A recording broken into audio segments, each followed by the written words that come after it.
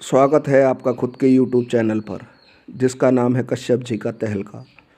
दोस्तों, आप लोग सोच रहे होंगे कि कहानी क्यों नहीं आ रही चैनल पर।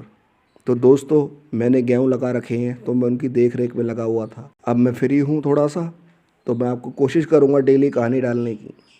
तो तैयार हो जाएं डर की गहराइयों में खोने के लिए। जय श्री राम। मेरा नाम पंकज है। मेरी उम्र 32 साल की है। मैं दिल्ली का रहने वाला हूँ। हमारे परिवार में किसी चीज़ की कोई कमी ना थी।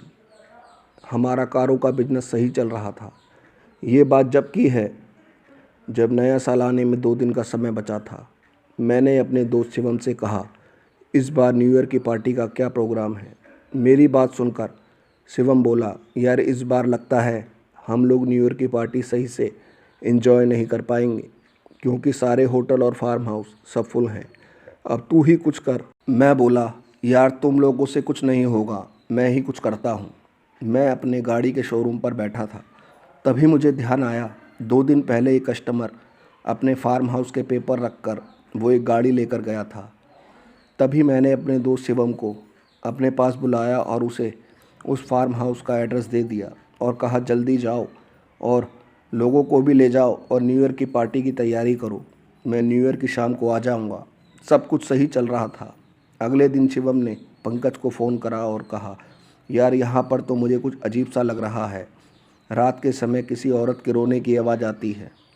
हम सब ने बहुत ढूंढा पर कोई नहीं दिखता। मैं बोला, क्या डरपोक लोग हो तुम सारे के सारे। क्या पता तुम लोगों में से ही कोई तुम सबके साथ मजाक कर रहा हो। चल फ़ोन रख और सारा इंतज़ाम ठीक से कर। उस रात मैंने बहुत भयानक सपना देखा।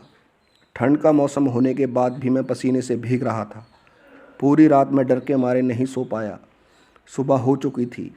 आज 31 दिसंबर था, पार्टी वाला दिन। सुबह से शाम तक मैं और मेरे दोस्त अपने और दोस्तों की पार्टियों में गए थे। शाम को मैं अपने घर से तैयार होकर अपनी पार्टी में जाने को तैयार हो रहा था। मैं अपनी गाड़ी लेकर निकल पड़ा। मैंने फ़ोन पर उस फार्म हाउस की लोकेशन डाल दी और अपनी गाड़ी को ड्राइव करने लगा।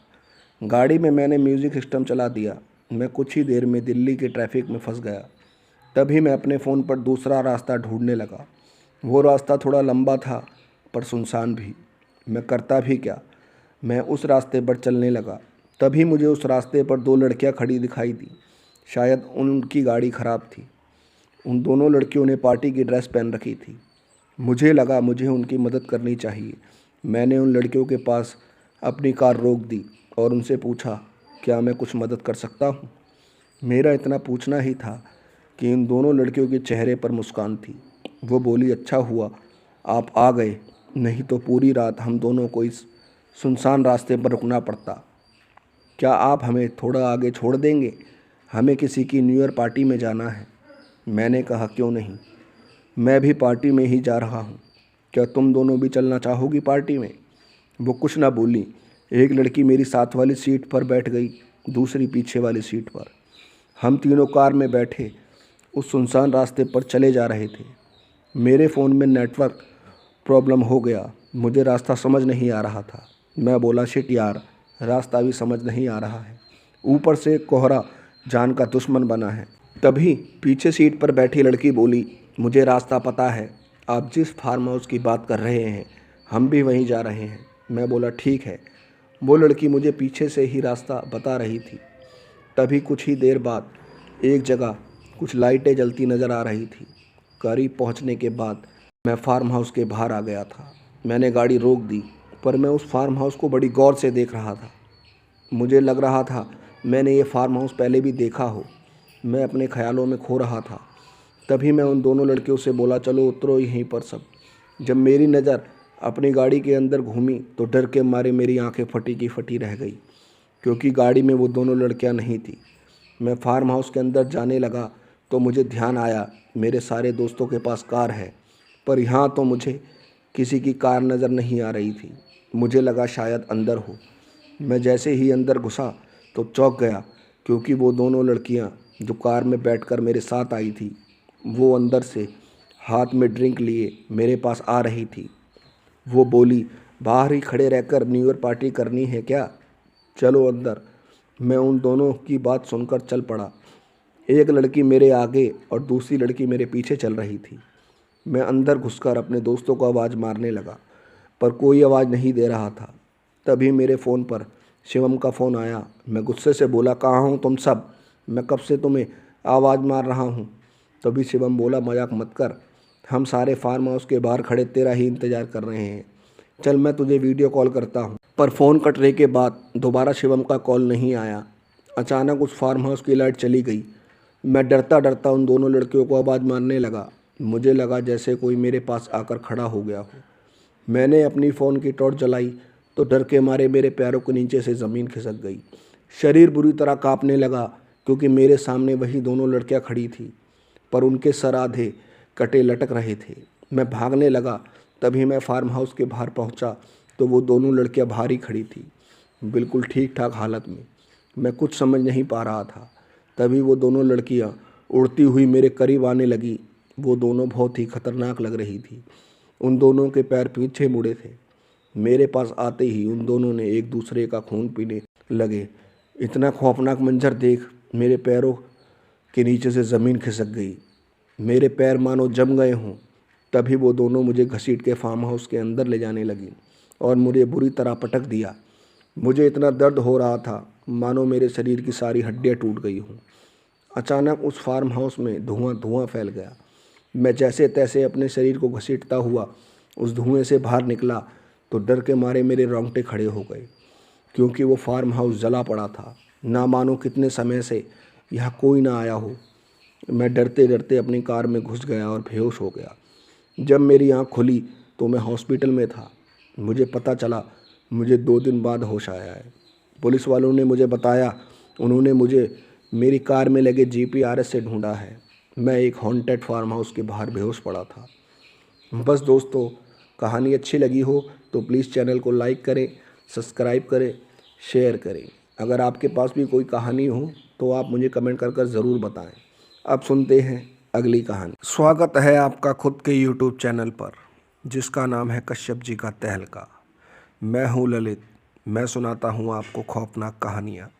अगर आपके पास भी कोई खौफनाक कहानी हो तो आप मुझे कमेंट कर ज़रूर बताएं। करते हैं कहानी शुरू। जय श्री राम। दोस्तों, ये कहानी रोहित की है, जिसकी उम्र 20 साल है, जो नोएडा का रहने वाला है। उसका ना तो कोई बचपन में दोस्त था, ना ही स्कूल में। आइए जानते हैं रोहित की रूह कपा देने वाली कहानी। मेरा नाम रोहित है। मेरे परिवार में मेरे मम्मी पापा और मेरा एक बड़ा भाई है। वो पापा के साथ उनका बिजनेस संभालता है। हमारे घर से कुछ ही दूरी पर एक पार्क है। मैं अक्सर उसी पार्क में जाकर बैठ जाता था। मेरी तरह और भी कई लोग उस पार्क में घूमने आते, खेलते और हंसी मजाक करते, पर मैं अकेला ही एक पेड़ के नीचे बैठा करता था। एक दिन मुझे पार्क में बैठे बैठे शाम हो गई। मुझे ध्यान नहीं रहा कि पार्क में अब कोई मेरे अलावा है ही नहीं। चारों तरफ सन्नाटा पसर गया। मैं जल्दी से उठा और पार्क से बाहर निकला ही था कि मेरी नज़र चौराहे पर पड़ी। वहाँ बीचों बीच एक औरत सफ़ेद साड़ी पहने बैठी थी। मैं दूर से खड़ा उसे ही देख रहा था, मानो मेरी आंखें उस औरत की तरफ ही जम गई हों। तभी अचानक मेरे कंधे पर किसी ने हाथ रखा तो मैं डर गया, पर जब मैंने पीछे मुड़कर देखा तो डर के मारे मेरी रूह कांप गई। शरीर बुरी तरह कांपने लगा, क्योंकि मेरे पीछे वही औरत थी जो चौराहे पर बैठी थी। वो बहुत ही खौफनाक लग रही थी, क्योंकि उसका आधा चेहरा था ही नहीं। वो मुझसे बोली, मुझसे दोस्ती करोगे रोहित? उसकी इतनी खौफनाक आवाज़ सुनकर मैं वहाँ से भागा तो गलती से मेरा पैर उसी चौराहे पर रखी कुछ चीज़ों पर पड़ गया। तभी मेरे शरीर में मुझे कुछ भारीपन महसूस होने लगा। मैं जैसे तैसे घर पहुँचा तो मेरी मम्मी ने दरवाज़ा खोला। वो मेरी हालत देख सुन्न हो गई, क्योंकि मैं अपनी कमर झुकाए और एक पैर को घसीटता हुआ चल रहा था। मेरी मम्मी बोली, क्या हुआ तुझे रोहित, ऐसे क्यों चल रहा है? तब मैंने अपनी माँ को बताया, पता नहीं, मुझे एक औरत जिसने सफ़ेद साड़ी पहनी है वो मुझे पार्क के बाहर वाले चौराहे पर दिखी थी। वो देखने में बहुत ही खौफनाक लग रही थी। तभी वो मुझसे बोली, मुझसे दोस्ती करोगे रोहित? मैंने इतना ही कहा था कि मेरे परिवार के लोग जो उस समय वहीं पर मौजूद थे, सब के सब डर के मारे सहम गए, क्योंकि मैं अपनी माँ को जो भी बता रहा था वो सब मैं एक अजीब खौफनाक आवाज़ में बोल रहा था, मानो मेरे शरीर से कोई दूसरा बोल रहा हो। तभी मैं अपनी मम्मी से बोला, मुझे भूख लग रही है और इन सब को भी। मैं अपने होश गंवा बैठा था। जो ये सब बातें मैं आपको बताऊंगा वो मुझे बाद में पता चली। मेरी माँ खाना लेकर मेरे पास आई और मुझे खाने की प्लेट दे दी। उस वक्त मेरे घर में कम से कम 15 लोग थे। वो मुझे खाते देख डर के मारे सब भाग गए, क्योंकि मैं खाना ज़मीन पर फैलाकर किसी जानवर की तरह खा रहा था। तभी मैं बोला, मुझे कुछ मीठा खाना है, पर मेरे परिवार के मानो जैसे पैर जम गए हों। वो बस मुझे ही देख रहे थे। मैंने अपनी माँ की ओर इशारा करा रसोई की तरफ, तो मेरी माँ सीधी भागकर मेरे पास आ गई। उस वक्त मुझे अपने शरीर में बहुत बेचैनी सी होने लगी, जैसे मेरे शरीर पर कोई वजन बढ़ रहा हो। मैं चीखने लगा। दर्द के मारे मेरी आवाज़ सुनकर एक बार फिर से लोग मेरे घर के बाहर इकट्ठा हो गए। तभी उसी वक्त हमारे पड़ोस के मंदिर के पुजारी भी वहाँ आ गए। वो मुझे कुछ देर ऐसे ही देखते रहे। मेरे शरीर पर जो वजन था वो धीरे धीरे बढ़ रहा था, वो एकदम से कम होने लगा। तभी वो मुझे और मेरे परिवार को अपने साथ शिव मंदिर में ले गए। वो कोई ज़्यादा बड़ा मंदिर नहीं था, वहाँ एक छोटा सा शिवलिंग था। कुछ समय पहले हम सब ने ही शिवलिंग की स्थापना करवाई थी। पुजारी जी ने बताया, जो व्यक्ति ज़्यादा अकेला या चुपचाप रहता है उसकी तरफ भूत प्रेत काली शक्तियाँ जल्दी आकर्षित होती हैं। इसलिए रोहित को इन सब का सामना करना पड़ा। हम लोग कल सुबह इसे मेहंदीपुर बालाजी मंदिर लेकर जाएंगे। हमने पुजारी जी से ज़्यादा नहीं पूछा कि क्यों जाएंगे, बस सुबह चल पड़े। अगर पुजारी जी हमारे साथ ना होते तो हम कभी भी रोहित को नहीं ले जा पाते। मेहंदीपुर बालाजी पहुंचकर हम लोग 3 दिन रुके। बालाजी की कृपा से मैं और मेरा परिवार भी ठीक है। बस दोस्तों, सुनते हैं अगली कहानी। मेरा नाम ललित कुमार है। मैं कहानियाँ सुनाता हूँ। अगर आपके पास भी कोई कहानी हो तो आप मुझे कमेंट कर कर बताएं। तो स्वागत है आपका खुद के यूट्यूब चैनल पर, जिसका नाम है कश्यप जी का तहलका। तो ज़्यादा देर न करते हुए शुरू करते हैं आज की खौफनाक कहानी। मेरा नाम अमित है। मेरी उम्र 25 साल की है। मैं इंजीनियरिंग का छात्र हूँ। मुझे अपने पेपरों के लिए रामपुर जाना था। मैं दिल्ली का रहने वाला हूँ। मैंने रामपुर जाने के लिए ट्रेन का टिकट बुक करवा लिया। मेरी ट्रेन निज़ामुद्दीन रेलवे स्टेशन से शनिवार रात 10:30 बजे की थी। मैं सब तैयारी कर चुका था। तभी मेरी ताई मेरे पास आई, जो कि हम सब उस समय एक साथ रहा करते थे। वो मुझसे बोली, बेटा अमित, शनिवार की रात मत जाओ, संडे को निकल जाना। मैं बोला, ताई जी, होली आ रही है, जिस कारण मुझे शनिवार की ट्रेन की टिकट बहुत मुश्किल से मिली है। आप चिंता ना करें, मैं सुनील के साथ जा रहा हूँ। मैं आपको बता दूँ, सुनील मेरे बचपन का दोस्त है। वो दिल्ली में ही अपने भैया और भाभी के साथ रहता है और उसके माता पिता रामपुर में, जहाँ हम दोनों को पेपर के लिए जाना था। ताई जी उदास मन लेकर चली गई। रात के 8:30 बज गए थे। तभी दरवाजे पर बेल बजी। मम्मी ने दरवाज़ा खोला तो बाहर सुनील था। सुनील सबसे मिला और मुझसे बोला, अरे अमित, ध्यान से रहियो रामपुर में। माँ ने इतना सुन के तुरंत बोली, क्यों सुनील, क्या बात है रामपुर में? मैं बोला, ताई जी, सुनील मजाक कर रहा है। हम दोनों स्टेशन के लिए निकल पड़े। सुनील थोड़ा उदास लग रहा था। मैंने पूछा, क्या हुआ मेरे रामपुर के शेर? सुनील बोला, कुछ नहीं अमित, बार बार एक बात ध्यान आ रही है। मैंने झट से कहा, कौन सी बात ध्यान आ रही है सुनील? बता मुझे मेरे यार, क्या बात है? सुनील बोला, यार 2-3 दिन से मुझे बहुत खतरनाक सपने आ रहे हैं। मैं बोला, छोड़ यार, क्या सपनों की बातें करता है, ऐसा कुछ नहीं होता। हम लोग निजामुद्दीन स्टेशन पर पहुंच चुके थे। रात के 9:30 बजे का टाइम होगा। हमने कुली से पूछा, रामपुर की ट्रेन कौन से प्लेटफॉर्म पर आएगी? वो अनसुना करके चला गया। मैं सुनील से बोला, चल भाई चाय पी कर आते हैं, ठंड सी लग रही है। हम दोनों स्टेशन से बाहर निकले। वहाँ बहुत भीड़ भाड़ थी।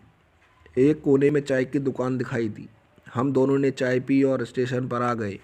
10 बज गए थे। अब स्टेशन पर भीड़ भाड़ कम थी। हमारी ट्रेन की अनाउंसमेंट हो गई। हम दोनों जल्दी से ट्रेन में चढ़ गए और हमारी सीट कंफर्म थी। 2 मिनट बाद ही ट्रेन स्टेशन से निकल पड़ी। मैंने सुनील से पूछा, भाई कितने बजे तक रामपुर पहुंच जाएंगे? शायद सुनील का दिमाग तो कहीं और ही चल रहा था। मैंने फिर से सुनील को हिलाते हुए पूछा, बोलना कितने बजे पहुंच जाएंगे रामपुर? सुनील बोला, पहुंच जाएंगे यार, जब समय आ जाएगा। तो मुझे ये बात कुछ अजीब सी लगी। मैंने सोचा शायद कोई दिक्कत है। चलो कोई बात नहीं, रामपुर जाकर ही पूछ लूँगा। तभी ट्रेन एकदम से रुक गई। मैंने सोचा कोई स्टेशन होगा, पर बाहर तो दोनों तरफ पेड़ ही पेड़ नज़र आ रहे थे। हल्का हल्का कोहरा छा रहा था। तभी हमें पता चला ट्रेन में कुछ खराबी आ गई है। इंजन बदलने में 2-3 घंटे लग जाएंगे। मैं सुनील से बोला, क्या करें यार? तभी पीछे से एक आदमी की आवाज़ आई। वो बोला, यहाँ से थोड़ी दूर एक स्टेशन है, वहाँ से ट्रेन बदल लेना। मैंने कहा ठीक है। हम दोनों ने ज़्यादा नहीं सोचा, क्योंकि कई लोग उसी स्टेशन की तरफ जा रहे थे। हम दोनों चल पड़े। थोड़ी थोड़ी ठंड हो गई थी। सुनील सोचता हुआ चल रहा था। ज़्यादा अंधेरा होने के कारण मुझे डर सा लगने लगा। मैंने मोबाइल की टॉर्च जलाई ही थी कि मेरे पैरों के नीचे से ज़मीन खिसक गई। मैं बुरी तरह कांपने लगा। मेरे हाथ से मोबाइल गिर गया। जैसे ही मैंने फ़ोन उठाया और आगे देखा तो सब ठीक था, क्योंकि मेरे और सुनील के अलावा वहाँ कोई भी नहीं था। मैंने सोचा ये मेरा वहम होगा। हम स्टेशन पर पहुँच चुके थे। मैं स्टेशन को देखकर चौंक गया। शायद मैंने पहले इतना पुराना रेलवे स्टेशन नहीं देखा था। पर चिंता की कोई बात नहीं लगी, क्योंकि हमारे आसपास बहुत सी सवारियां थी। मैंने एक आदमी से पूछा जो हमारे साथ पत्थर के बेंच पर ही बैठा था। मैं बोला, अंकल जी कब तक आएगी ट्रेन? वो बोला, आने वाली है, और हल्की सी मुस्कान देकर चला गया। बहुत अजीब आवाज़ में बोला था वो। मैं सुनील से बोला, चल चाय पी के आते हैं, जल्दी से ट्रेन आने वाली है। सुनील चल पड़ा। मैंने सोचा पता नहीं आज सुनील ऐसे शांत शांत क्यों हैं। हमने चाय ख़त्म करी और स्टेशन पर आए। पर कुछ अजीब बात थी। स्टेशन खाली था। सन्नाटा पसर गया। हवाएं तेज़ चल रही थी, जिस कारण स्टेशन पर टूटी पड़ी खिड़कियां बहुत आवाज़ कर रही थी। हमारी ट्रेन प्लेटफॉर्म पर आ गई। हम दोनों चढ़ गए।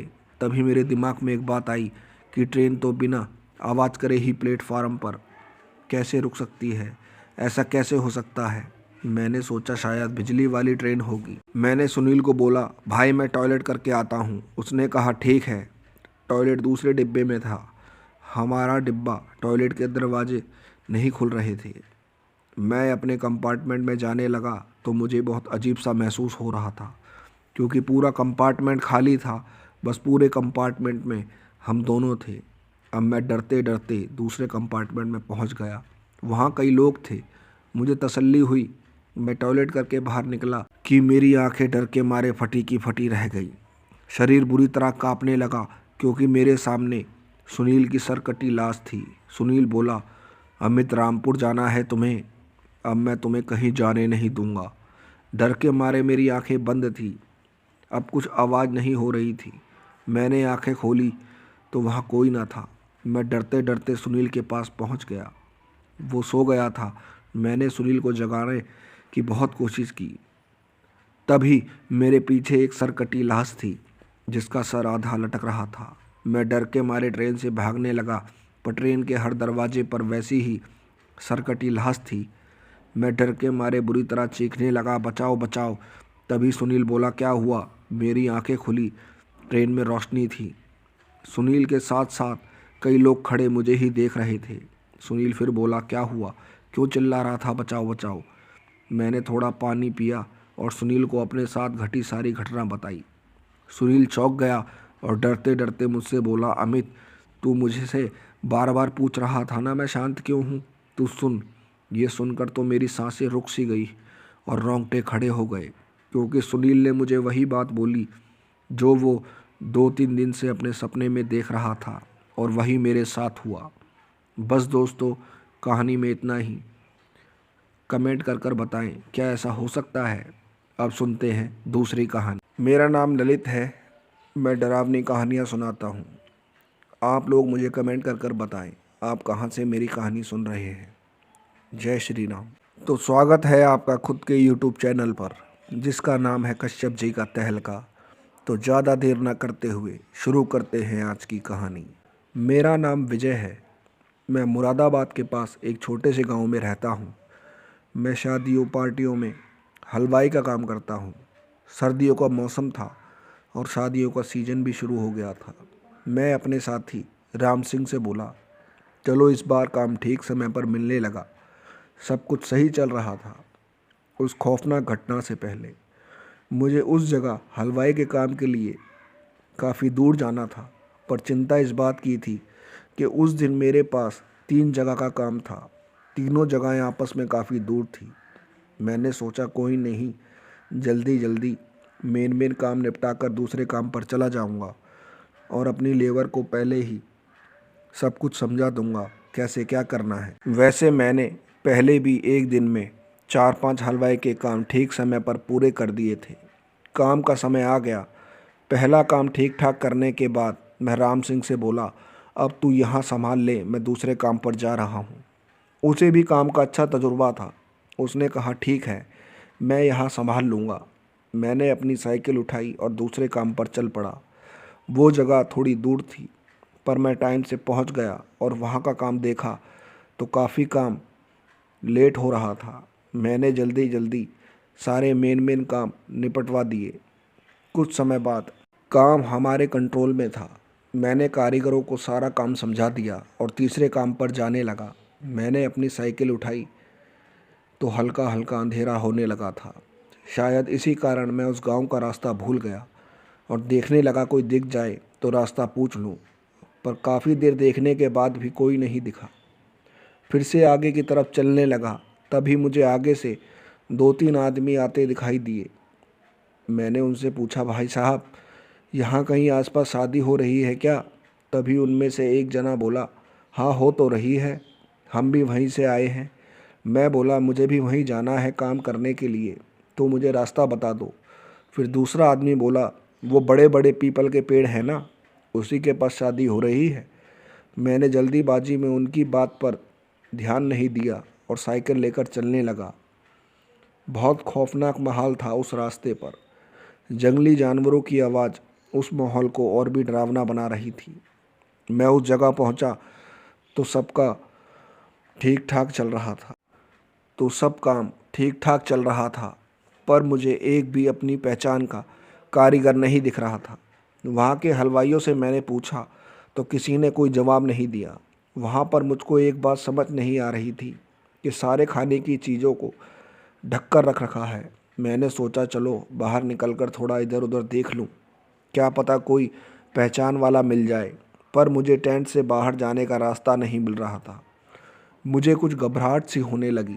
तभी एक आदमी मेरे पास छोटे कद का आया और बोलने लगा, भाई साहब तुम किसके साथ आए हो? मैं बोला, मैं हलवाई हूँ, शायद इस जगह गलती से आ गया। तभी वो बोला, मैं हलवाई को ही ढूंढ रहा था, अच्छा हुआ तुम मुझे यहीं मिल गए। मैं उसके साथ पता नहीं क्यों खिंचता हुआ चला गया। वो आदमी बोला, बारात आने वाली है, तुम जल्दी काम संभाल लो। मैं बोला ठीक है। पता नहीं उस वक्त मेरा दिमाग काम नहीं कर रहा था। जैसे ही मैंने बंद पतीलों के ढक्कन हटाए तो मेरे होश उड़ गए। शरीर बुरी तरह कांपने लगा क्योंकि पतीलों में इंसान के कटे हुए सर थे। मैं भागता हुआ उसी आदमी के पास पहुंचा और डरते डरते उसे सारी बात बताई। वो मुझे फिर से पतीलों के पास लेकर आ गया और मुझे बोला, दिखाओ कहाँ है कटे हुए इंसानी सर। मैंने डरते डरते उस तरफ नज़र घुमाई तो पतीले में गुलाब जामुन भरे पड़े थे। मैं चौंक गया, ऐसा कैसे हो सकता है? तभी वो आदमी बोला, जल्दी जल्दी काम सेट कर लो, बारात आ रही होगी। मैं काम करने लगा, पर एक बात डरा रही थी क्योंकि मेरे अलावा भी कई लोग थे। पर किसी भी तरह की कोई आवाज़ नहीं आ रही थी। चारों तरफ से बस जंगली जानवरों की आवाज़ें आ रही थी, जो मेरा डर बढ़ा रही थी। तभी मैंने सारे पतीलों के ढक्कन खोले तो उसमें तरह तरह की बढ़िया मिठाइयाँ, सभी तरह की सब्जियाँ और भी बहुत कुछ था। तभी मुझे बैंड बाजे की आवाज़ सुनाई देने लगी। मुझे लगा बारात आ गई। तभी वो छोटे कद का आदमी मेरे पास आकर बोला, भाई साहब बारात आ गई है, जल्दी जल्दी पूड़ियाँ बना लो। मैंने उससे कहा, भाई साहब टोटल कितने आदमी होंगे? वो बोला, ज़्यादा नहीं है, तुम जल्दी काम कर लो। फिर वो आदमी चला गया। मैंने कढ़ाई उठाई और चूल्हे पर रखी और तेल ढूंढने लगा। तभी मेरी नज़र टेबल के नीचे पड़े तेल के टीनों पर गई। मैंने तेल का एक टीन उठाया और उसे जैसे ही कढ़ाई में डालने लगा तो मेरे हाथों से टीन छूट गया। मैं डर के मारे बुरी तरह काँप रहा था, क्योंकि टीन में तेल की जगह खून था। मैं डरते डरते उसी छोटे आदमी के पास पहुंचा तो वहां का नज़ारा देख मेरे होश उड़ गए। कलेजा हलक में आ गया, क्योंकि वहां सभी लोग के चेहरे बदल गए थे। किसी का सर नहीं था तो किसी का पूरा शरीर कटा फटा था। इतना खौफनाक मंजर देख मैं बेहोश हो गया। जब मेरी आंखें खुली तो सुबह हो चुकी थी। मैं इधर उधर देखने लगा तो डर के मारे मेरे हाथ पैर कांपने लगे, क्योंकि वहाँ शमशान घाट था। मैं वहाँ से चलकर अपने घर पहुँचा और सबको अपने साथ घटी सारी घटना बताई। सभी लोग डर गए। बस दोस्तों, कहानी में इतना ही। सुनते हैं अगली कहानी। हेलो दोस्तों, मेरा नाम ललित है। मैं सुनाता हूँ खौफनाक कहानियाँ। तो तैयार हो जाएं आप डर से सामना करने के लिए। मेरा नाम पंकज है। मैं उत्तर प्रदेश का रहने वाला हूँ। मैं गांव में दूध की डेयरी चलाता और खेती करता हूँ। मेरी शादी हो चुकी है और मेरे 2 बच्चे हैं। सब कुछ सही चल रहा था उस खौफनाक डरावनी रात से पहले। सर्दियों का मौसम था। जल्दी दोपहर के वक्त।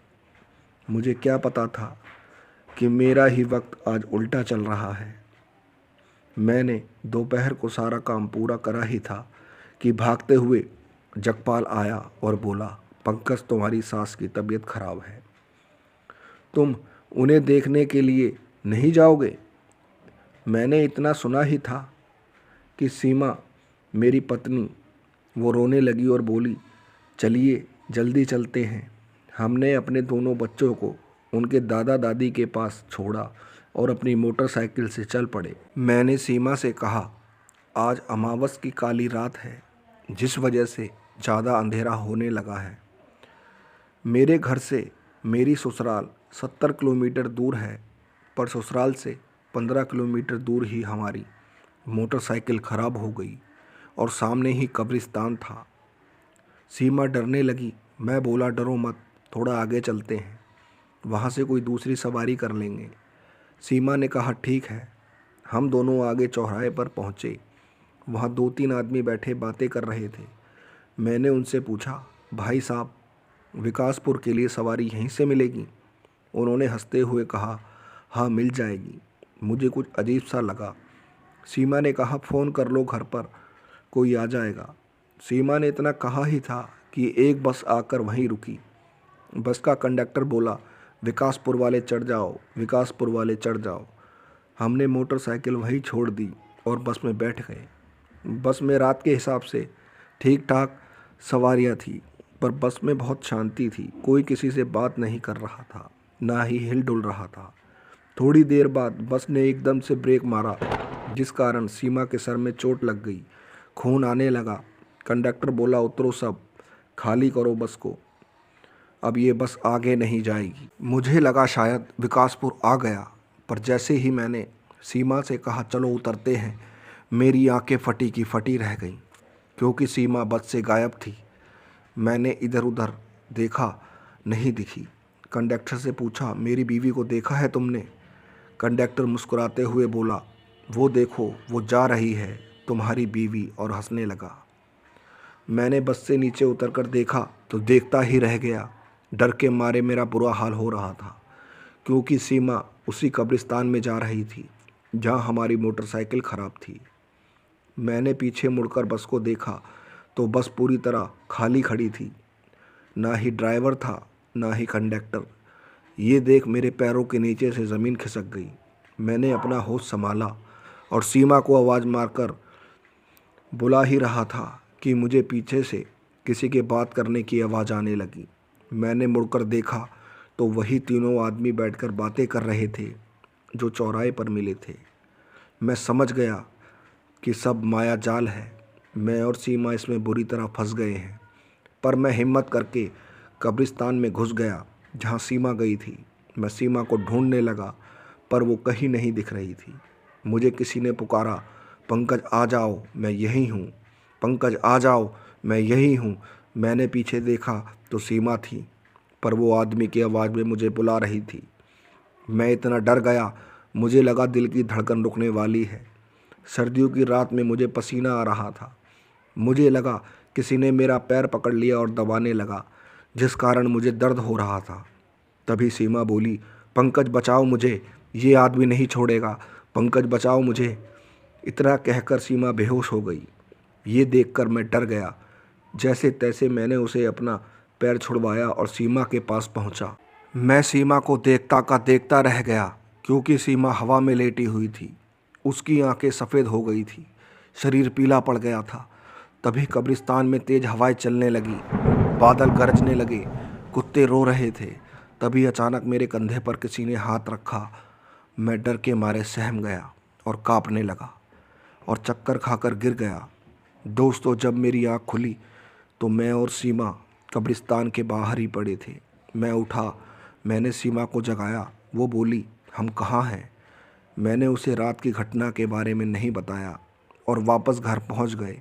घर जाकर पता चला, जो सुनकर आपके भी रोंगटे खड़े हो जाएंगे, क्योंकि घर पर सीमा की माँ यानी मेरी सास आई हुई थी, जिसे हम कल देखने जा रहे थे। मैंने पता किया तो पता चला जगपाल तो 1 हफ्ते से शहर गया हुआ है। बस दोस्तों, आज की कहानी में इतना ही। अब सुनते हैं दूसरी कहानी। दोस्तों, मैं आपका तहे दिल से शुक्रिया अदा करता हूँ। आप लोगों ने मुझे 1K सब्सक्राइबर कंप्लीट करा दिया है। आप लोगों का प्यार मेरे चैनल को ऐसे ही मिलता रहे। तो शुरू करते हैं आज की खौफनाक डरावनी कहानी। मेरा नाम मोंटी है। मेरी उम्र 30 साल की है। मैं मुंबई का रहने वाला हूँ और मुंबई के वर्सोवा के पास जॉब करता हूँ। परिवार में मेरे माता पिता और एक बड़ी बहन है। पिछले ही साल उसकी शादी हो गई। ये बात जब की है जब मेरी नई नई जॉब लगी थी। ऑफिस से मेरा आज पहला दिन था। मुझे रात की ड्यूटी करनी थी। उस ऑफिस में एक सिक्योरिटी गार्ड था। मैं नीचे गेट पर बैठा था। तभी मुझे ऑफिस की लाइट ऑन ऑफ होती दिखाई देने लगी। मुझे लगा शायद कोई होगा जो रात में काम कर रहा होगा। उस पूरी रात बिल्डिंग में हर फ्लोर पर लाइट ऑन ऑफ होती दिख रही थी। सुबह हो चुकी थी। मैं अपनी मोटरसाइकिल लेकर घर की तरफ जाने लगा। मैंने काफ़ी कोशिश करी, मोटरसाइकिल स्टार्ट नहीं हो रही थी। फिर मैंने दूसरे आदमी से मोटरसाइकिल में धक्का लगाकर स्टार्ट करने को कहा। वो आदमी बोला, इस ऑफिस के गेट के बाहर निकाल लो अपनी मोटरसाइकिल, तब वो स्टार्ट हो जाएगी। मैं उसकी बात सुनकर हंसने लगा और बोला, ठीक है। मैंने जैसे ही अपनी मोटरसाइकिल ऑफिस के गेट के बाहर निकाली तो वो स्टार्ट हो गई। मैं चौंक गया। मेरे आसपास खड़े लोग मुझे ही देखकर कुछ बातें कर रहे थे। मैं अपने घर आ गया। आज मुझे अपना शरीर कुछ भारी भारी लग रहा था, ना मानो मेरे कंधों पर कोई चढ़कर बैठा हो। उस दिन मैंने खूब खाना खाया पर मेरा पेट नहीं भर रहा था। मेरी माँ मुझसे बोली, बेटा मोंटी ठीक है तू? मैं बोला, ठीक हूँ माँ, पता नहीं आज क्यों भूख इतनी लग रही है, जैसे कब से भूखा हूँ।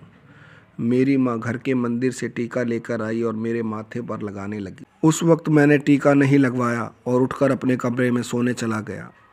पूरे दिन मैं बिस्तर पर सिर्फ करवटें बदलता रहा। शाम के 5 बज चुके थे। मैं जैसे ही ड्यूटी पर जाने को तैयार होने लगा, शीशे के सामने डर के मारे मेरी आंखें फटी की फटी रह गई, क्योंकि मुझे शीशे में अपने कंधे पर एक लड़की, जो बिल्कुल किसी चुड़ैल की तरह लग रही थी, वो बैठी दिखी। मैं ज़ोर ज़ोर से चिल्ला रहा था। तभी मेरी माँ मेरा शोर सुनकर मेरे कमरे में आई तो मेरे शीशे के सामने अपने बाल ठीक कर रहा था। मेरी माँ बोली, क्या हुआ, क्यों इतना चीख रहे हो? मैं बोला, मैं तो नहीं चीखा माँ, खाना पैक कर दो, मुझे लेट हो रहा है। मैंने खाना खा लिया और अपनी मोटरसाइकिल उठाई और ऑफिस जा पहुंचा। थोड़ी देर ऑफिस में इधर उधर घूमने के बाद मैंने घड़ी में टाइम देखा तो रात के 8:30 बज रहे थे। तभी मुझे भूख लगने लगी। मेरी माँ ने आज मेरे खाने के लिए खीर भेजी थी। मैं खाना खाने लगा। खाना ख़त्म करके मैं बिल्डिंग में राउंड मारने लगा। तभी मुझे लग रहा था मेरे शरीर पर वज़न बहुत बढ़ता जा रहा हो। अब मैं चल भी नहीं पा रहा था। तभी मुझे किसी की आवाज़ ऑफिस के गेट पर लगी। मैं सोचने लगा इतनी रात को कौन आ सकता है।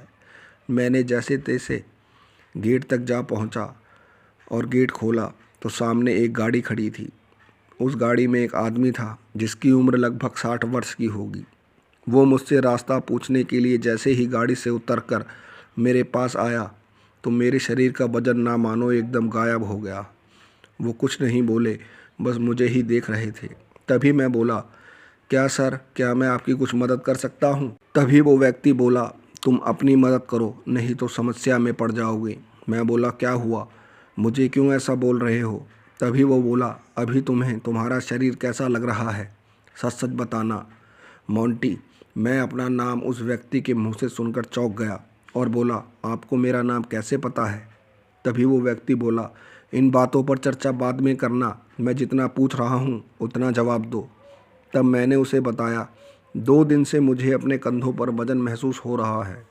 खाना खाने के बाद से मेरे शरीर पर वज़न बहुत बढ़ गया, जिस कारण मैं चल भी नहीं पा रहा हूँ। पर जब से आप यहाँ मेरे सामने खड़े हैं तब से मुझे अपने कंधों पर कोई वज़न महसूस नहीं हो रहा है।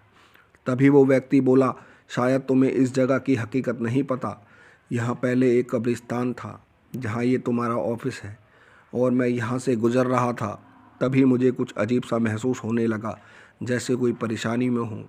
बालाजी की कृपा सदैव तुम पर बनी रहे, बस ख्याल रखना अपना। और मेरे सर पर हाथ रखकर वो व्यक्ति चला गया। मैं सुबह घर पहुँचा और अपनी माँ को सारी बात बताई।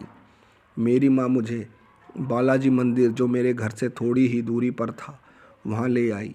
मुझे वो व्यक्ति वहीं दिखा जो कल रात मुझे ऑफिस के गेट पर मिला था। मैं जल्दी से उसके पास गया। मैंने उस व्यक्ति के पैर छुए तो वो बोला, मेरे नहीं, बालाजी के पैर छुओ।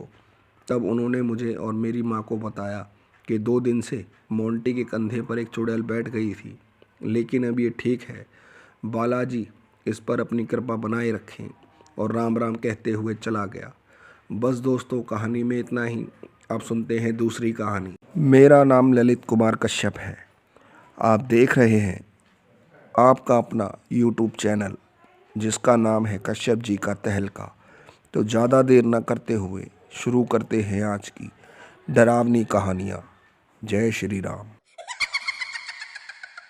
मेरा नाम शिवानी है। मेरी उम्र 28 साल की है। मैं बिहार के पटना शहर में रहती हूँ। ये बात जब की है जब मेरी शादी पटना में ही रहने वाले रमेश से होने वाली थी। रमेश के परिवार में उसके मम्मी पापा, चाचा चाची और उनके बच्चे रहते थे। रमेश अपने घर में सबसे छोटा था। उसके बड़े भाई अनिल की शादी हो चुकी थी। रमेश के चाचा के 3 बच्चे थे, राजू, कपिल और किरण। राजू की शादी हो चुकी थी। कपिल और किरण अभी कॉलेज में पढ़ रहे थे। मेरी और राकेश की शादी काफ़ी धूमधाम से हुई थी। 2-3 दिन बाद मैं रात में सो रही थी। मुझे प्यास लगी। जैसे ही मैं पानी पीने उठी तो डर के मारे मेरी रूह कांप गई, क्योंकि मेरे पलंग के एक कोने पर एक औरत मुंह छुपाए बैठी राकेश के सर पर हाथ फेर रही थी। डर के मारे मेरी चीख निकल गई। घर में मौजूद सभी लोग मेरे कमरे में आ गए। रमेश की नींद पता नहीं आज क्यों नहीं खुली। सभी लोग मुझसे मेरे चीखने का कारण पूछने लगे। मैंने उन सबको सारी बातें बताई। इतने में मेरे पति रमेश की भी नींद खुल गई। सभी लोग मुझसे बोले, बेटी शिवानी, हो सकता है तुमने कोई बुरा सपना देख लिया हो। तभी रमेश की माँ यानी मेरी सास कुछ लेकर आई और मेरे माथे पर टीका लगा दिया। उस रात मेरे साथ कुछ खौफनाक नहीं हुआ। बात आई गई हो गई। सुबह मैं जल्दी उठी और नहाकर पूजा करी, पर ना जाने आज क्यों मेरे हाथ से मंदिर में जोत नहीं जल पा रही थी। मुझे कुछ समझ ना आया। मैं ऐसे ही हाथ जोड़कर चली गई। मैं किचन में सबके लिए चाय नाश्ता बना रही थी। तभी मुझे अपने पति रमेश की आवाज़ आई, शिवानी चाय लेकर आना। मैंने जैसे ही रमेश के पास चाय लेकर कमरे में घुसी तो डर के मारे मेरी आंखें फटी की फटी रह गई, क्योंकि रमेश के सिरहाने वही औरत बैठी थी जिसे देख मैं रात को डर गई थी। डर के मारे मैं कांपने लगी, क्योंकि रमेश तो सो रहे हैं। फिर इन्होंने आवाज़ कैसे मारी? तभी वो औरत जो रमेश के सर के पास बैठी थी वो अचानक गायब हो गई। मैं इतना खौफनाक मंजर देख पता नहीं कब बेहोश हो गई। जब मेरी आँख खुली तो मैं अपने पलंग पर थी। रमेश मुझसे बोले, क्या हुआ शिवानी, कोई इतनी देर तक सोता है क्या? कितनी बार माँ चाय लेकर तुम्हारे पास आई, पर तुम तो आराम से सो रही हो। रमेश की बात सुनकर मुझे कुछ समझ नहीं आ रहा था। मैं क्या बोलूं? मैंने रमेश से कह दिया, आज रात से मेरी तबीयत ठीक नहीं है, पता नहीं मेरे साथ ऐसा क्यों हो रहा है। मेरी बात सुनकर रमेश अपनी मम्मी पापा के पास गया और मेरे बारे में बताया कि मेरी तबीयत ठीक नहीं है। डॉक्टर घर आकर ही मुझे दवाइयाँ दे गया था। दोपहर हो चुकी थी। मैं बिस्तर पर लेटी अपने साथ हुई सारी बातें सोच रही थी। क्या ये मेरा सपना था या हकीकत? तभी मेरी माँ का फ़ोन आया। मेरी आवाज़ सुनकर मेरी माँ बोली, क्या बात है बेटी शिवानी, घर में सब ठीक तो है? और तुम्हारी आवाज़ से ऐसा लग रहा है जैसे तुम किसी बात को लेकर चिंता में हो। मैं बोली, नहीं माँ, बस 1-2 दिन से मेरी तबीयत ठीक नहीं है। और तुम बताओ सब कैसे हैं घर पर? तब मेरी माँ बोली, ठीक है शिवानी, बस बहुत याद आती है तुम्हारी। मन करता है तुझे कुछ दिनों के लिए अपने पास बुला लूं। तभी अचानक फ़ोन कट गया। मैंने काफ़ी कोशिश करी पर फ़ोन नहीं लगा। तभी मुझे छत से मेरी सास की आवाज़ आई। वो मुझे छत पर बुला रही थी। जैसे ही मैं छत पर पहुंची तो डर के मारे मेरे रोंगटे खड़े हो गए, क्योंकि छत पर तो कोई नहीं था। मैं डर कर नीचे भागी तो मुझे मेरी सास जीने से ऊपर आती दिखी। मैं इतना डर गई थी कि मेरे मुंह से कुछ आवाज़ ही नहीं निकल पा रही थी। मेरी सास ने मुझे संभाला और घर के सभी लोगों को बुला लिया और मेरे घर वालों को भी खबर कर दी। शाम हो चुकी थी। सभी लोग मेरे घर से भी आ गए थे। इतने लोगों के बीच में भी मुझे वो डरावनी औरत इधर से उधर घूमती नज़र आ रही थी। तभी मैं बुरी तरह चीखने लगी, क्योंकि वो औरत अब मेरे ऊपर आकर बैठ गई थी। उस वक्त मेरा शोर सुनकर हमारे आस पड़ोस के रहने वाले लोग भी हमारे घर में आ गए। तभी उस भीड़ में से एक बूढ़ी काकी, जिनकी उम्र लगभग 75 साल की होगी, उन्होंने मेरी हाथ की उंगली को कसकर दबा लिया। वो ना जाने मन ही मन कुछ बोल रही थी। तभी मुझे उस डरावनी औरत जो मुझे ही दिख रही थी, उसके चीखने की आवाज़ आने लगी। थोड़ी ही देर में वो बुरी आत्मा कहीं गायब हो गई और मैं बेहोश। जब मेरी आँख खुली तो मैं मेहंदीपुर बालाजी मंदिर में थी और वही बूढ़ी काकी जिन्होंने मेरी उंगली को दबा रखा था वो मेरे साथ थी। और मेरे परिवार वालों और मुझको उस बूढ़ी काकी ने तो बताया तो सबके होश उड़ गए।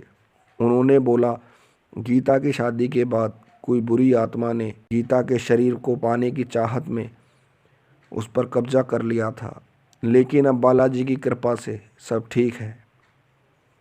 बस दोस्तों, कहानी में इतना ही। कहानी अच्छी लगी हो तो प्लीज़ चैनल को लाइक करें, सब्सक्राइब करें, शेयर करें। आप कहाँ कहाँ से मेरी कहानी सुनते हैं प्लीज़ कमेंट कर कर ज़रूर बताएं। जय हिंद, जय भारत।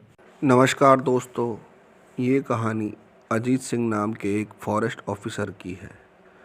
आसाम के घने जंगलों के बीचों बीच उसे एक कॉटेज मिला है। वो बहुत खुश था। चलो बार बार आना जाना पड़ता है अगर उसे रहने की जगह दूर मिलती, पर उसे काम करने के साथ ही रहने की जगह भी मिल गई। उसके साथ काम करने वाले ऑफिसरों को जब पता चला उसे वो जंगल के बीच में बना कॉटेज मिला है तो डर के मारे सबके पसीने छूट गए। आइए सुनते हैं पूरी कहानी। तो स्वागत है आपका खुद के YouTube चैनल पर, जिसका नाम है कश्यप जी का तहलका। तो ज़्यादा देर ना करते हुए शुरू करते हैं आज की दिल दहला देने वाली कहानी। तो हो जाओ तैयार डर से सामना करने के लिए। जय श्री राम। अजीत का ट्रांसफ़र देहरादून से आसाम में हो गया। वो भूत प्रेतों पर विश्वास नहीं करता था। 2 दिन बाद उसे आसाम में अपनी जॉइनिंग देनी थी। वो ड्यूटी से 1 दिन पहले आसाम पहुंच गया। सभी लोगों ने उसका अच्छा स्वागत करा।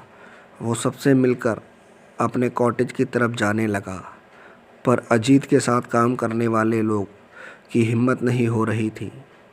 लेकिन वो अपने बड़े अफ़सर की बात को ना टाल पाए। शाम होने से पहले ही वो लोग उस कॉटेज से अपने अपने घर चले गए। अंधेरी रात में उस जंगल से आती जंगली जानवरों की आवाज़ उस माहौल को और भी ख़तरनाक बना रही थी। उस रात तो सब ठीक रहा। सुबह अजीत तैयार होकर अपने ऑफिस पहुंचा। सब लोगों ने ड्यूटी के पहले दिन अजीत का जमकर स्वागत करा। उनमें से कई लोगों ने अजीत को जंगल के बीचों बीच बने कॉटेज में ना रहने की सलाह दी। अजीत ने उनसे वहां रुकने का कारण पूछा तो सभी लोगों ने एक ही बात करी कि वहां भूत प्रेत और चुड़ैल के साए घूमते रहते हैं।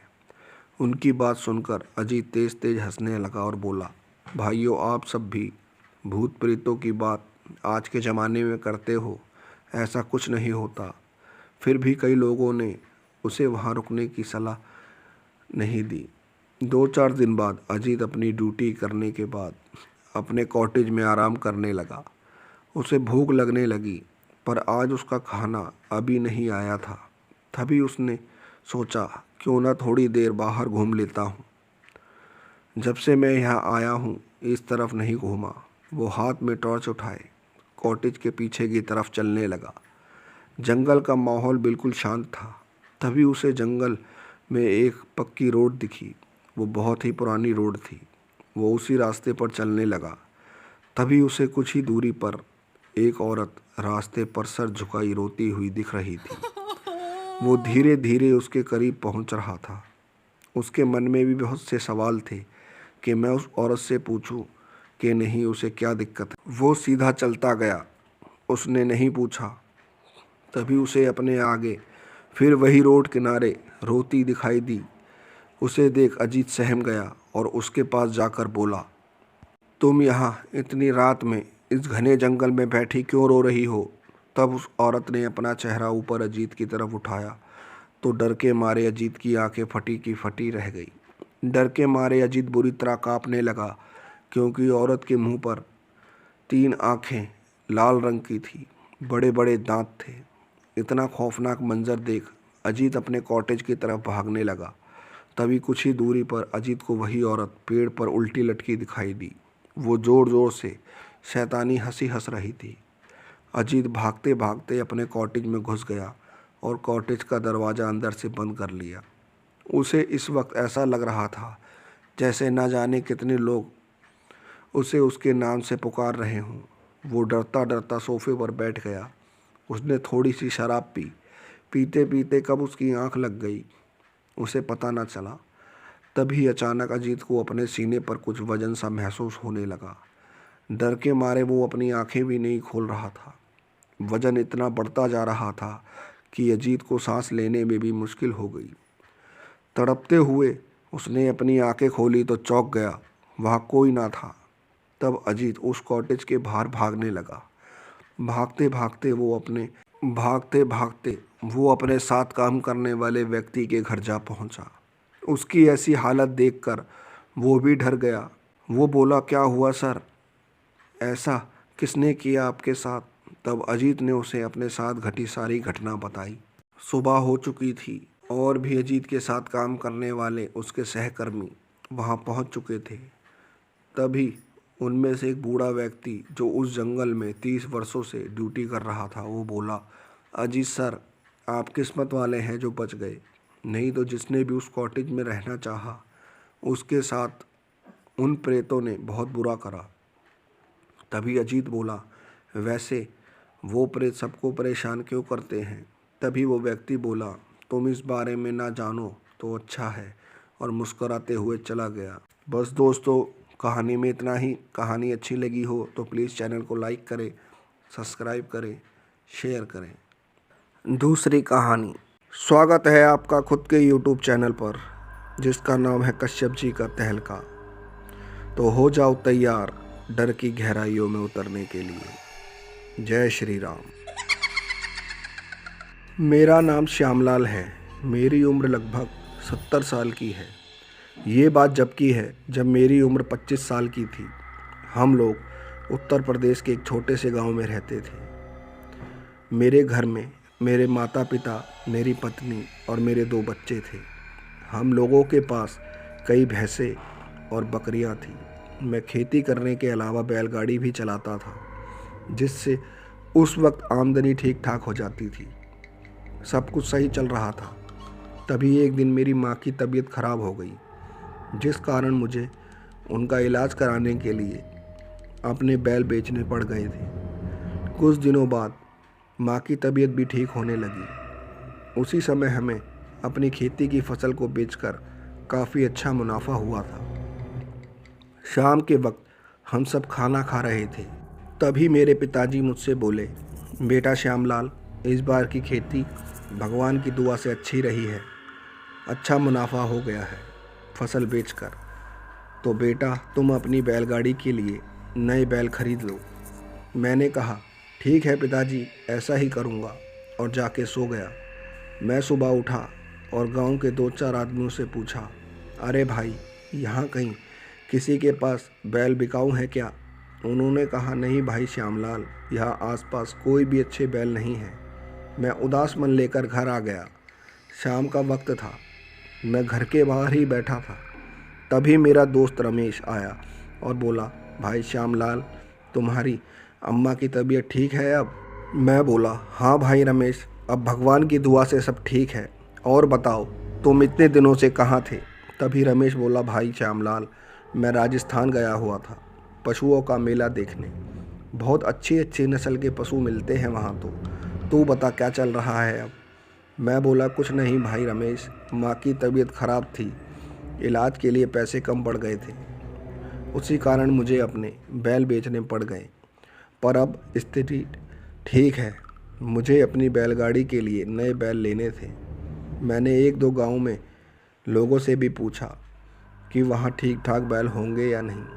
तभी रमेश बोला, अरे श्यामलाल भाई, तू चिंता ना कर, अगले हफ्ते मैं फिर राजस्थान जा रहा हूँ अपने लिए भैंसें लेने, तू भी मेरे साथ चल।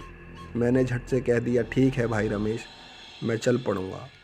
खाना खाकर मैं सो गया और घर पर सबको बता दिया मैं बैल लेने राजस्थान जाऊँगा। सब खुश थे, पर पिताजी बोले, बेटा श्यामलाल, पहले तुम इतनी दूर नहीं गए हो। मैं बोला, पिताजी, रमेश भी तो मेरे साथ जा रहा है, आप चिंता ना करें। मैं बोलकर सो गया। जाने का दिन आ चुका था। मैं तैयार हो गया। हम 5 लोग थे जो राजस्थान जा रहे थे। उस वक्त हमारे गांव के पास स्टेशन से रेलगाड़ी मिल जाती थी। वो 2-3 दिन में राजस्थान पहुंचा देती। हम लोग ट्रेन में बैठ गए और मैं अपने सफ़र का आनंद ले रहा था। तभी रमेश बोला, भाइयों, वहाँ सब एक साथ रहना, ज़्यादा इधर उधर अकेले मत घूमना। मैं बोला, क्यों भाई रमेश, ऐसा क्यों कह रहे हो? तभी रमेश बोला, श्यामलाल भाई, मैंने सुना है वहाँ कई भूत प्रेत भी घूमते हैं। मुझे लगा ये बात मुझे तुम सबको बता देनी चाहिए। मैं बोला, ठीक है भाई रमेश, हम ध्यान रखेंगे। और हम सो गए। सुबह आँख खुली तो रेलगाड़ी भागी जा रही थी। मैं रमेश से बोला, भाई वहाँ कब तक पहुँच जाएंगे? रमेश बोला, शाम तक पहुँच जाएंगे। फिर हम सब इधर उधर की बातें कर रहे थे। समय इतनी जल्दी बीत गया कि शाम होने वाली थी। बस कुछ ही देर में हम राजस्थान पहुँच गए। ट्रेन से उतरकर मैं बड़ा खुश था। रात हो चुकी थी। हम सब स्टेशन पर ही सो गए। सब कुछ सही था। सुबह हम सब उठे और हाथ मुंह धोकर पशुओं के बाज़ार की तरफ जाने लगे। हम सब कुछ ही दूर चले होंगे, बाज़ार सामने दिख रहा था। मैं बड़ा खुश था। बाज़ार की रौनक देख लग रहा था यहाँ तो दुनिया भर के अच्छी नस्लों के जानवर हैं। सब लोग बाज़ार में घूमने जा रहे थे। तभी रमेश बोला, भाइयों, सब अपनी अपनी पसंद का जानवर खरीद लो और यहीं पर आना। यहीं से गाड़ी किराए पर कर लेंगे, जिससे जानवर भी ठीक से गांव पहुंच जाएंगे। हम सब निकल गए। दोपहर हो चुकी थी। मुझे अभी तक अपने हिसाब के बैल नहीं मिले। मैं बाज़ार में घूमता घूमता काफ़ी आगे आ गया। तभी मुझे एक बैलों की जोड़ी काफ़ी पसंद आ गई। बैल वाले से काफ़ी मोल भाव करने के बाद सौदा पट गया। सूरज छुप चुका था। मैं रमेश की बताई जगह शायद भूल गया। काफ़ी देर ढूंढने के बाद मुझे वहाँ कोई नहीं मिला। अब बाज़ार भी खाली होने लगा था। अब मुझे चिंता होने लगी थी क्योंकि मैंने बैलों के लिए सारे पैसे खर्च कर दिए। मैं ये सोचने लगा, अगर सब चले गए होंगे तो मैं घर कैसे जाऊँगा। मैं इतना सोच रहा था, तभी मुझे वहीं आदमी दिखा जिससे मैंने बैल खरीदे थे। मैंने उसे अपनी सारी परेशानी बताई तो उसने मुझे 50 रुपये दिए और बोला, भाया तुम भी यहाँ से जल्दी चले जाओ, यहाँ रात के वक्त रुकना ठीक नहीं है। मैंने उससे रास्ता पूछा। शायद उसे भी उत्तर प्रदेश का रास्ता नहीं मालूम था, पर उसने मुझे एक रोड की तरफ इशारा करके बता दिया कि भाया यही रास्ता शहर की तरफ जाता है। फिर वो चला गया। मैं भी अपने बैलों को लेकर चलने लगा। रात काफ़ी बीत चुकी थी। मुझे गांव सा नज़र आने लगा। मैं बैलों को खींचता हुआ उस तरफ मुड़ गया ताकि रात को थोड़ा आराम कर लूं और हम सुरक्षित भी रहेंगे। मुझे क्या पता था कि ये खौफनाक रात मुझे ज़िंदगी भर याद रहेगी। मेरे बैल उस तरफ ना जाने क्यों नहीं जाना चाहते थे, मैं कुछ समझ नहीं पाया। जैसे तैसे उन्हें खींचता हुआ उस गांव की तरफ बढ़ा चला जा रहा था। कुछ अजीब सा एहसास हो रहा था मुझे। तभी मैं गांव में घुसा तो चारों तरफ लोगों की चहल पहल थी। बच्चे खेल रहे थे। मैं मन में सोचने लगा, ये कैसा अजीब गांव है, यहाँ रात को भी सब इधर उधर घूम रहे हैं। तभी मेरे पास एक बूढ़ा आदमी आया। वो मुझसे बोला, कौन हो भाया, यहाँ इतनी रात में कोई नहीं आता। मैंने उसको अपनी सारी परेशानी बताई तो उसने मेरे लिए गांव से बाहर एक जगह पर सोने की व्यवस्था कर दी। मुझे भूख भी लग रही थी। तभी वही आदमी मेरे लिए एक थाली में बढ़िया बढ़िया पकवान ले आया, जैसे अभी अभी मेरे लिए ही बनाए हों। उसने मुझसे कहा, परदेसी सो जाना आराम से, रात को उठकर गांव के अंदर मत आना। इतना कहकर वो चला गया। पर किस्मत खराब हो तो ऊंट पर बैठे आदमी को भी कुत्ता काट लेता है। खाना खाने के बाद मैं सोने जा रहा था। तभी मुझे प्यास लगने लगी। मैं बोला, अरे वो खाना तो दे गया पर पानी लाना भूल गया, चलो मैं ही पानी ले आता हूँ। मैं ये बात भूल गया कि उस आदमी ने मना करा था रात को गांव में मत घूमना। मैं गांव के अंदर घुसा तो जंगली जानवरों की आवाज़ें आने लगी। मैं डर गया। मैं डरते डरते देखने लगा, शायद कोई आदमी मिल जाए तो उससे पूछ लूँगा पानी के लिए। जैसे जैसे मैं गांव में अंदर घुस रहा था वैसे वैसे मेरा खौफ बढ़ता जा रहा था, क्योंकि मैंने जब देखा था तो बड़ी चहल पहल थी। अब तो पूरा गांव ही सुनसान पड़ा है। तभी पीछे से किसी ने मेरे कंधों पर हाथ रखा। मैंने जैसे ही पीछे देखा तो एक आदमी खड़ा था, जिसे देख मैं बुरी तरह कांपने लगा। मुझे लग रहा था कि मेरे प्राण आज ही निकल जाएंगे, क्योंकि उसका आधा शरीर था ही नहीं। तभी मैं भागने लगा तो सामने से एक और आदमी चला आ रहा था। उसे देखकर तो मेरी सांसें अटक गईं, क्योंकि उसके शरीर से पैरों के ऊपर का हिस्सा ही नहीं था। मैं डर के मारे इधर उधर भागने लगा। तभी मेरी नज़र एक औरत पर पड़ी। वो पेड़ों पर इधर उधर कूदती हुई रो रही थी। मुझे लगा बहुत बड़ी गलती कर दी मैंने इस गांव में आकर। तभी मुझे ध्यान आया, उस आदमी ने मुझे मना किया था कि गांव के अंदर मत आना, अगर मैं वापस बाहर चला जाऊं तो शायद मेरी जान बच सकती है। मैं इतना सोच रहा था, तभी मुझे लगा कि मेरे चारों तरफ से लोग आ रहे हैं। उन्हें देख मेरे पैरों के नीचे से ज़मीन खिसक गई। शरीर के सारे रोंगटे खड़े हो गए, क्योंकि उन सब के शरीर सड़े गले थे। वो धीरे धीरे मेरी ओर बढ़े चले जा रहे थे। मैं भगवान का नाम लेकर गांव से बाहर की तरफ भागने लगा। अंधेरा इतना था कि मैं भागते भागते अपने बैलों से टकरा गया और बेहोश हो गया। सुबह मेरी आँख खुली तो मैं देखता का देखता रह गया, क्योंकि वो सारा गांव उजड़ा पड़ा था, जैसे कितने सालों से वहाँ कोई ना आया हो। मैं अपने दोनों बैलों को लेकर वापस चल पड़ा। कई दिनों पैदल चलने के बाद मैं अपने गांव पहुंचा तो गांव में हंगामा मच गया, क्योंकि सबको लग रहा था मैं अब वापस नहीं आऊँगा। मेरे घर वालों का रो रो कर बुरा हाल हो गया। मेरे बच्चे मुझे बार बार गांव से बाहर जाकर देखते थे कि पिताजी आ रहे होंगे, पर जब मैंने उन्हें अपने साथ घटी सारी घटना बताई तो उनके भी होश उड़ गए। तभी मैंने पूछा, और बाकी सब लोग कहाँ हैं? तब मेरे पिताजी बोले, बेटा, जिस गाड़ी से वो लोग आ रहे थे उस गाड़ी का एक्सीडेंट हो गया, जिस कारण वो सभी लोग दुर्घटना में मारे गए। मुझे एक तरफ खुशी भी थी और एक तरफ गम भी था। बस दोस्तों, कहानी में इतना ही। कहानी अच्छी लगी हो तो प्लीज़ चैनल को लाइक करें, सब्सक्राइब करें, शेयर करें। जय श्री राम, जय हिंद, जय भारत।